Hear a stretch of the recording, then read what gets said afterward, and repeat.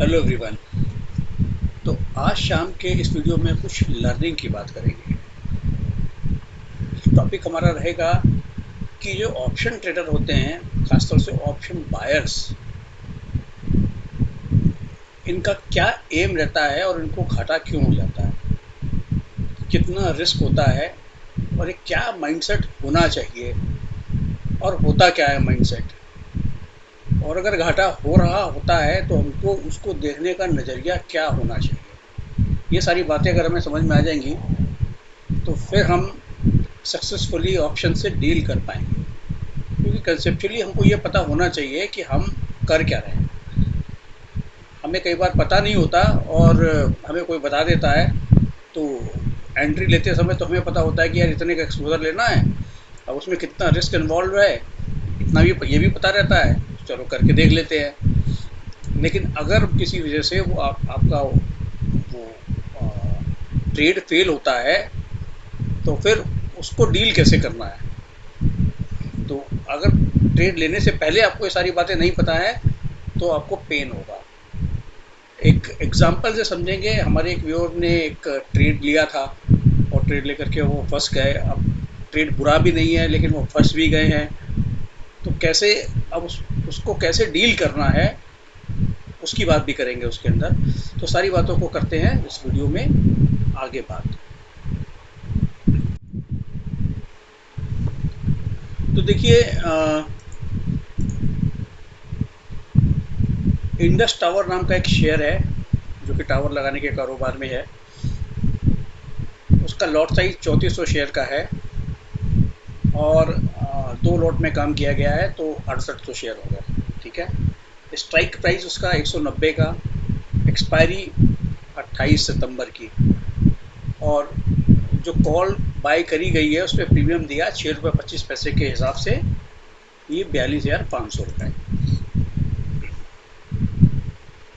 जिस समय ट्रेड लिया गया उस समय करंट मार्केट प्राइस में जूम करके चल रहा हूँ 187 रहा होगा। तो पहले समझते हैं कि इस इंफॉर्मेशन में के हिसाब से कितना रिस्क इन्वॉल्व है, इसके अंदर कितना एक्सपोजर हम ले रहे हैं। देखिए, ₹6.25 का प्रीमियम दिया, 190 का स्ट्राइक प्राइस है। तो आप ये समझ लो कि आपने ₹6.25 का प्रीमियम दिया तो ₹196.25, ₹196.25 का जब भाव आएगा उसके ऊपर जो प्रॉफिट होगा आपको, वो प्रॉफिट आपका होगा। मतलब कि मंथ की एक्सपायरी वाले दिन जो कि 28 सितंबर को है। अब मंथ एक्सपायरी में मान लिया 10 दिन बचे हैं तो आपके पास टाइम सिर्फ 10 दिन का ही है। 5 दिन बचे हैं तो टाइम सिर्फ 5 दिन का ही है। तो आप ये समझ लो कि 190 का तो स्ट्राइक प्राइस था और ₹6.25 आपने प्रीमियम दिया, तो आपने ₹196.25 का जब उसका भाव आएगा तो आपको प्रॉफिट होना शुरू होगा। और मान लिया स्ट्राइक प्राइस उस समय चल रहा है कितना, 187। तो 187 में से ₹196.25 को माइनस करते हैं तो ₹9.25। तो यहाँ पे डेल्टा कितने का रहा, ₹9.25। प्राइस और बढ़ेगा तब आपका ब्रेक इवन आएगा। क्या आएगा, ब्रेक इवन। मतलब कि ₹196.25 तक आपको कोई प्रॉफिट नहीं आना, उसके बाद आपका प्रॉफिट आना शुरू होगा। अब एक चीज़ जो आप लोग मिस करते हो ना, जनरली ऑप्शन ट्रेडर मिस करते हैं, नज़रिया जो देखने का होता है वो बहुत इंपॉर्टेंट होता है। अब 6,800 शेयर हैं और आपने उसके दो लॉट खरीद लिए ₹6.25 पे। आपने कहा कि ये 42,500 रुपये तो मैंने दिए, मेरी तो छुट्टी, बात खत्म, मैक्सिमम रिस्क मेरा 42,500 का है। बिल्कुल ठीक बात है, आपका मैक्सिमम रिस्क 42,500 का है।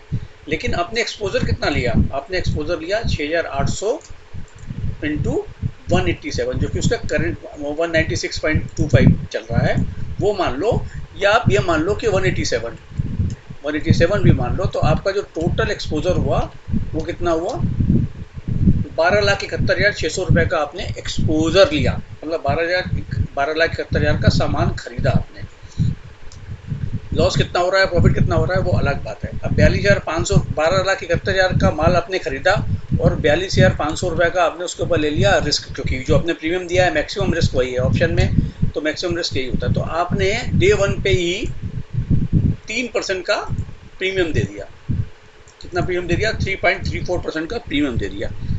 अब 3.34% आपका प्राइस बढ़ता है, उससे ज़्यादा बढ़ता है, तब तो आपको कुछ आना शुरू होगा, नहीं तो आपको कुछ नहीं आएगा। अब देखो, मार्केट के साथ साथ क्या होता है कि कई बार आप स्क्रिप्ट सही चूज करते हो, या आपका कोई ब्रोकर या कोई आपका सलाहकार कुछ आपको बता देता है, या आप कहीं से पता लगा लेते हो, तो आपको ये लगता है कि यार मैंने तो सही पिक किया था, लेकिन सही पिक करने के बाद भी मार्केट गिर गया और मेरा प्राइस गिर गया, अब मैं क्या करूँ। आपको तो लेते समय सबको ये लगता है कि भाई ऐसा हो ही नहीं सकता, लेकिन जब ऐसा हो जाता है तो होता है पैनिक। अब जैसे 42,500 वाले का कल जब उनसे मेरी बात हो रही थी, तो उनका प्रीमियम 2 रुपये 30 पैसे रह गया था, यानी कि 15,640 रुपये बचा था। 27,000 रुपये का उनको सीधा सीधा लॉस हो रहा था। तो अब वो पैनिक कर रहे थे कि भाई अब मैं क्या करूं, मैं इसको होल्ड करूं या इसको बेच दूं या क्या करूं। अब भाई 42,500 रुपये का आपने रिस्क लिया था, अब उसमें से 27,000 रुपये का तो ऑलरेडी लॉस हो गया। अब कितना बचा, 15,000 रुपये का लॉस और बचा। तो अब आप या तो ये 15,000 रुपये का भी लॉस हो जाने दो, या आप 15,000 रुपये बचा लो और 27,000 रुपये का लॉस करके परेशानी में रहो। तो दोनों ही कंडीशन में आप परेशानी में रहोगे। अब इस परेशानी का समाधान क्या है? तो परेशानी का समाधान ये है कि पहले तो आपको ये पता होना चाहिए कि आप कितना बड़ा एक्सपोजर ले रहे हो। आप जितना करंट मार्केट प्राइस चल रहा है और जितनी क्वांटिटी है उसको मल्टीप्लाई करके देख लो कि आप कितना बड़ा एक्सपोजर ले रहे हो। 12,71,000 के का एक्सपोजर ले रहे हो।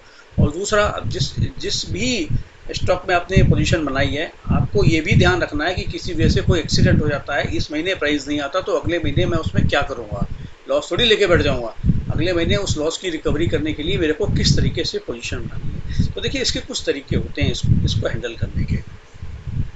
तो आपको सब चीज़ें देखनी है। अब ये भी नहीं है कि आपके पास सिर्फ इतने ही पैसे हैं और आपने उसको ले लिया, लगा दिया दांव पे, तो फिर फंस जाओगे आप। क्योंकि शेयर मार्केट में शेयर शॉर्ट कुछ नहीं होता। अभी कितना भी अच्छा शेयर हो, जिस तरीके के मार्केट 2 दिन से चल रहा है, तो जब तूफान आता है ना, तो सभी बहते हैं उसके अंदर, फिर अच्छा बुरा कुछ नहीं होता उस समय। तो अब आपके पास, अब अच्छा शेयर आपने लिया है तो चलेगा, वो अनडाउटेडली चलेगा, कोई संदेह नहीं है नहीं चलेगा। लेकिन क्या एक्सपायरी से पहले पहले चल जाएगा? तो नहीं चला तो आपको हो जाएगा नुकसान। तो आप क्या करोगे, ये बात मैं अब आपको समझाता हूँ आगे। तो देखिए, नीचे कुछ मैंने ऑप्शन बनाए हैं कि ऑप्शन नंबर 1, ऑप्शन कॉल वाले ऑप्शन नहीं, मतलब कि इसके क्या क्या ऑप्शन को हिंदी में क्या बोलेंगे, मतलब कौन कौन से तरीके हो सकते हैं। तो पहला तरीका तो ये है कि जिस समय आप लेते हो ना ऑप्शन को, अगर आपके पास लिमिटेड पूंजी है, तो स्प्रेड बना कर काम करो, तो आपका लॉस थोड़ा सा मिनिमाइज कर लोगे अपने लॉस को, और अगले महीने फिर आप उसी तरीके से पोजीशन बना पाओगे। अब आपने क्या करना चाहिए था कि 190 वाली की स्ट्राइक का जब 6.25 रुपये पे आपने ख़रीदा, तो आप 200 वाली को करीब 3 रुपये के आसपास बेच भी देते, 2 लॉट। तो क्या होता, आपकी कॉस्टिंग हो जाती 3.25 रुपये। तो 22,100 रुपये आपके 6,800 इंटू 22,100 रुपये आपकी जेब से जाते हैं, नंबर 1। आपका मैक्सिमम रिस्क भी यही रहता, नंबर 2। नंबर 3, अब आपका देखिए प्रॉफिट तो शुरू होता है 196.25 रुपये पे। 190 रुपये आपने दिए का स्ट्राइक प्राइस, और 6 रुपये आपने प्रीमियम दे दिया, 196.25 रुपये। और उधर 3 रुपये आपको प्रीमियम मिल गया। तो 200 में अगर 3 जोड़ देते हो तो कितना आता है, 203। 203 रुपये तक अगर प्राइस जाता है, तब तक आप सेफ हो, मतलब कि सेफ तो आप वैसे भी हो। 203 रुपये तक अगर जाता है, 203 से ऊपर निकलता है, तो आपको इस वाले ये जो 3 रुपये आपको प्रीमियम मिला है, इसके ऊपर कुछ देना पड़ेगा। लेकिन तब तक, जब तक 203 रुपये पहुँचेगा, तब तक 203 माइनस ये कितना, 6.75 रुपये आप कमा लोगे अगर ऐसा होता है। तो इसके बीच में कहीं बंद होता है, मान लिया 200 रुपये पे ही बंद हो जाता है, तो ये 3 रुपये तो आपके घर आ गए, और 200 पे बंद हो जाता है, तो 200 माइनस 196.25 रुपये, 3.75 रुपये आपको मिले, प्लस 3 रुपये जो आपने प्रीमियम खा लिया, प्लस 3 रुपये जो प्रीमियम खा लिया आपको, प्लस 3, यानी कि 6.75 रुपये तो भी आपको प्रॉफिट मिला। अब ये तो हो गई अगर आपकी कॉल सही चल पड़ती है तो। अगर आपकी कॉल सही नहीं चलती है, सपोज नीचे आ जाता है, जैसे कि अब आगे 178 रुपये के आसपास आ गया, और लेट अस अज्यूम कि 175 रुपये के आसपास प्राइस आ जाएगा, तो क्या होगा, तो उस केस में आपका मैक्सिमम लॉस 22,100 होगा। लेकिन अब आप अगले महीने आप 175 वाली कॉल फिर खरीद करके आप 185 वाली बेच करके कर सकते हो, तो फिर आपका काम चल पड़ेगा। तो आपका ये जो 22,100 रुपये है ये आपका वेस्ट नहीं होगा, बल्कि ये री इन्वेस्ट हो जाएगा। लेकिन आप जब बेयर कॉल खरीदते हो, अब उसमें क्या करोगे आप? अब मान लिया 175 वाली कॉल आप अगले महीने की खरीदोगे, तो 175 वाली कॉल में पहली बार शुरुआत में प्रीमियम ज़्यादा होगा, तो 10 रुपये प्रीमियम वो हो गया, तो आप 6 रुपये प्रीमियम ऑलरेडी खर्च कर चुके हो, और सपोज 10 रुपये प्रीमियम देते हो, तो एक आपकी कॉस्टिंग कितनी आ गई? 175 प्लस 6 रुपये 25 पैसे आप पहले से दे चुके हो, जो आपने लॉस कर लिया, प्लस 10 रुपये का प्रीमियम और दोगे, तो 191 रुपये 25 पैसे की कॉस्टिंग आ गई। अब 191 रुपये 25 पैसे से ऊपर ये चलेगा तो आपको प्रॉफिट होगा।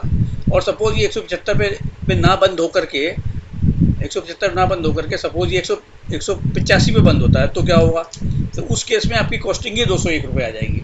तो 201 रुपये का भाव आएगा कि नहीं आएगा पता नहीं, और नहीं आया तो फिर इसके अगले महीने तो फिर ये आपकी सारी कॉस्ट खत्म। 10 रुपये ये प्रीमियम खत्म हो गया, 6 रुपये वो प्रीमियम खत्म हो गया, 16 रुपये का प्रीमियम आपका खत्म हो गया, है ना। 16 रुपये का मतलब आपने लॉस ले लिया, तो तीसरे महीने फिर आपका मनी नहीं करेगा। इसलिए स्प्रेड बना करके काम करें तो ज़्यादा अच्छा रहता है। दूसरा तरीका क्या है? दूसरा तरीका ये है कि जब आप ये दिमाग में माइंड में मान करके चलिए कि मैं ऑप्शन ले जरूर रहा हूँ। भाई आप ये मान के चलिए कि 187 रुपये का भाव चल रहा है ना, और 6 रुपये 25 पैसे का मैं प्रीमियम दे रहा हूँ, तो यानी कि मैं 193 रुपये 25 पैसे के भाव पे सारे शेयर खरीद रहा हूँ। मेरी इतनी कैपेसिटी है कि 193 रुपये 25 पैसे पे मैं किसी वजह से मेरा भाव नहीं आया तो मैं इसकी डिलीवरी ले लूँगा। तो उस केस में क्या होगा? तो आपने तो 193 रुपये 25 पैसे का भाव आपने 193 रुपये 25 पैसे के हिसाब से आपने काम किया। तो अब आपका क्या होगा कि 193 रुपये 25 पैसे के हिसाब से अगर आपने आपका माइंडसेट ये था कि भाई मैंने तो 13,14,14,000 रुपये का माल खरीदा है, ठीक है, 187 रुपये स्ट्राइक प्राइस हो गया, 6 रुपये 25 पैसे प्रीमियम।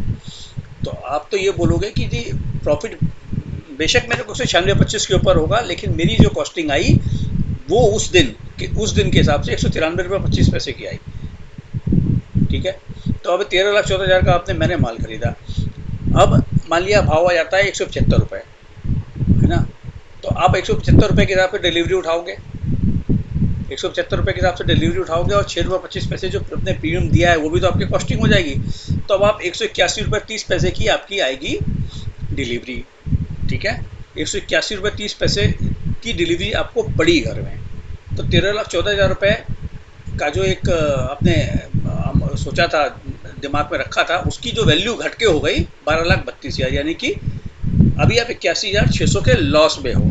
नोशनल लॉस है ये, कोई फिजिकल लॉस। आप उस तरीके से जब देखोगे ना कि जो मैं तो डिलीवरी का ही काम करता हूँ, लेकिन अभी मैं जा रहा हूँ ऑप्शन के रूप से, तो आप देखोगे कि आपको 81,600 रुपये का लॉस होगा। हालांकि लॉस आपको हुआ होगा सिर्फ 6 रुपये 25 पैसे, यानी कि 42,500 रुपये का, लेकिन आप 41,600 रुपये के लॉस पे अपने आपको मान के चलोगे।